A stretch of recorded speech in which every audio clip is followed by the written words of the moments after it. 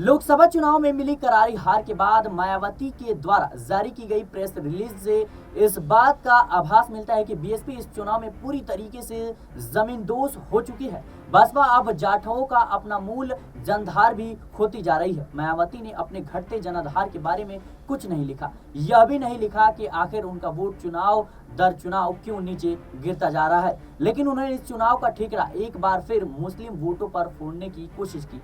मायावती ने press release कर में आखिर में लिखा कि मुसलमान को इतना टिकट देने के बाद भी मुसलमानों ने उन्हें वोट नहीं दिया। अब आगे से राजनीतिक चुनावी हिस्सेदारी देने से पहले बहुत सोच समझकर बढ़ना होगा।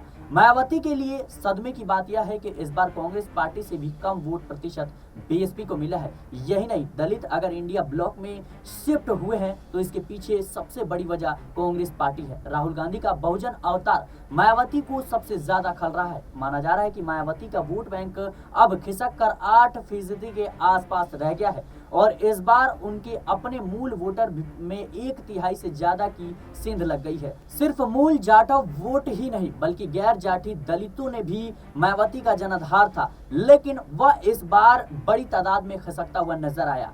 नगीना में चंद्रशेखर आजाद का बड़े मार्जिन से जीतना और बसपा का लगभग मिट्टी में मिल जाने बड़े दलित बदलाव की ओर इशारा करता है। नगीना सीट में बीएसपी को यह बता दिया गया है कि उसकी सियासत किस गर्द में जा रही है। नगीना वह सीट है जहां से मायावती ने अपना पहला चुनाव लड़ा था, लेकिन इस बार जमानत बचाना तो दूर, बीएसपी इतना कम वोट लेकर आएगी इसका अंदाजा तक किसी को नहीं था। नगीना में बीएसपी चौथे नंबर पर रही और सिर्फ 13,272 वोट ही उसे मिले, जबकि पहले नंबर पर रहे चंद्रशेखर आजाद रावण को 5,12,552 वोट मिले। यानी चंद्रशेखर आजाद रावण ने बसपा के वोटों का अंतर 4,99,280 है और यहाँ दलितों ने मायावती की तरफ देखा भी नहीं है। बगल की बिजनौर सीट पर भी बीएसपी तीसरे नंबर पर रही।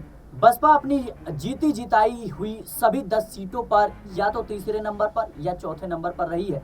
बीएसपी कहीं भी दूसरे नंबर पर नहीं दिखाई दी। मायावती के लिए अब आगे की राह और भी मुश्किल होती जा रही है। कांग्रेस और समाजवादी पार्टी की तरफ बसपा के वोट खिसक चुके हैं। मायावती की एकला चलो की रणनीति और भारतीय जनता पार्टी की बी टीम का जो चस्पा लेवल बीएसपी के लिए काल बनता जा रहा है।